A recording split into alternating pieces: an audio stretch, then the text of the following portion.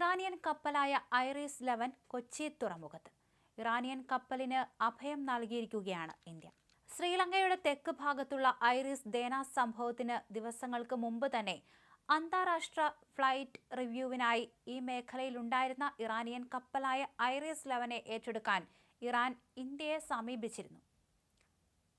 2026 ഫെബ്രുവരി 28-ന് ഈ അഭ്യർത്ഥന ലഭിച്ചു. കപ്പലിൽ സാങ്കേതിക പ്രശ്നങ്ങൾ കണ്ടെത്തിയതിനാൽ കൊച്ചിയിൽ ഡോക്കിംഗിന് അടിയന്തരമാണെന്ന് സൂചിപ്പിക്കുന്നുണ്ട്.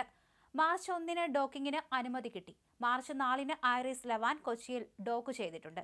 ഈ ഒരു സാഹചര്യത്തിൽ 183 പേരടങ്ങുന്ന സംഘത്തെ നിലവിൽ കൊച്ചിയിലെ നാവിക കേന്ദ്രങ്ങളിൽ ഇപ്പോൾ പാർപ്പിച്ചിരിക്കുകയാണ്.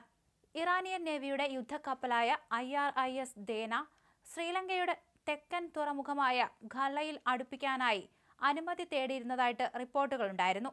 അനുമതി തേടിയുള്ള അപേക്ഷയോട് സർക്കാർ 11 മണിക്കൂറിന് ശേഷമാണ് പ്രതികരിച്ചതെന്നും എന്തിനാണ് സർക്കാർ ഇത്രയും വൈകിയതെന്നും ശ്രീലങ്കൻ പ്രതിപക്ഷ MP മുജീബുർ റഹ്മാൻ പാർലമെന്റിൽ ചോദിച്ചു. കഴിഞ്ഞ ദിവസമാണ് ഇന്ത്യൻ മഹാസമുദ്രത്തിൽ US അന്തർവാഹിനിയുടെ ടോർപിഡോ ആക്രമണത്തിൽ യുദ്ധക്കപ്പൽ തകരുകയും 87ഓളം നാവികർ കൊല്ലപ്പെടുകയും ചെയ്തത്.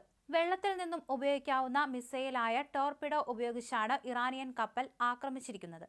US അന്തർവാഹിനിയുടെ പെരിസ്കോപ്പിലൂടെ പകർത്തിയ ബ്ലാക്ക് ആൻഡ് വൈറ്റ് ദൃശ്യങ്ങൾ തത്സമയം അമേരിക്കൻ ഡിപ്പാർട്ട്മെന്റ് ഓഫ് വാർ പുറത്തുവിട്ടിട്ടുണ്ട്. ഇത്തരം ദൃശ്യങ്ങൾ തത്സമയം പുറത്തുവിടുന്നത് അപൂർവമാണെന്നാണ് രാജ്യാന്തര മാധ്യമങ്ങൾ റിപ്പോർട്ട് ചെയ്യുന്നത്.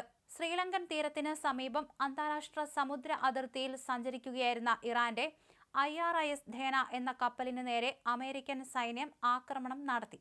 ആക്രമണത്തിൽ തകർന്ന കപ്പലിലെ ജീവനക്കാരെ രക്ഷിക്കാനായി ഇന്ത്യൻ നാവികസേനയും ശ്രീലങ്കൻ നാവികസേനയും സംയുക്തമായി രംഗത്തിറങ്ങി. മാനുഷിക പരിഗണന മുൻനിർത്തിയായിരുന്നു ഇന്ത്യ രക്ഷാദൌത്യത്തിൽ പങ്കുചേർന്നത്. മാർച്ച് 4-ന് പുലർച്ചെയാണ് ഖാലിന് പടിഞ്ഞാറ് 20 നോട്ടിക്കൽ മൈൽ അകലെ വെച്ച് കപ്പൽ അപകടത്തിൽപ്പെട്ടത്. US ആക്രമണത്തെ തുടർന്ന് കപ്പലിൽ നിന്ന് അപായ സന്ദേശം ലഭിച്ചതോടെയാണ് Colombo maritime rescue coordination centre രക്ഷാപ്രവർത്തനം തുടങ്ങിയത്.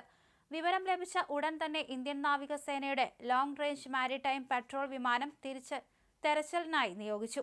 കടലിൽ വീണവർക്കായി ലൈഫ് റാഫ്റ്റുകൾ എത്തിക്കാൻ പ്രത്യേക വിമാനം സജ്ജമാക്കി.